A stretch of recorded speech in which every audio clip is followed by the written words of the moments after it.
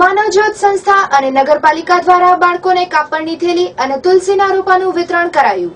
ઇનરવાઇલ Club of Bhuj Wall City દ્વારા યોજાયેલા કાર્યક્રમમાં બાળકોને કાપડની થેલી અને તુલસીના રોપા વિતરણનો કાર્યક્રમ માનવજ્યોત સંસ્થા અને ભુજ નગરપાલિકા દ્વારા કરવામાં આવ્યો હતો, જેનો ઉદ્દેશ્ય પર્યાવરણ ક્ષેત્રે કરાતી કામગીરી અંતર્ગત હતો. જે કાર્યક્રમમાં ક્લબના મેમ્બરો સાથે સંસ્થાના પ્રબોધ મુનવર અને સાથે કાર્યકરો જોડાયા હતા.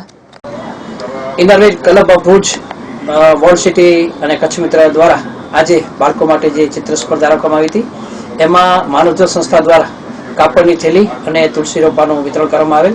પર્યાવરણ ક્ષેત્રે અમારી સંસ્થા જે કાર્ય કરી રહી છે એના એક ભાગરૂપે આજે જેટલા પણ વિદ્યાર્થી ભાઈ બહેનો આ ચિત્ર સ્પર્ધામાં ભાગ લીધો છે એ દરેકને તુલસી રોપો અને કાપડની થેલીનું વિતરણ ભુજ નગરપાલિકા અને માનવજ્યોતના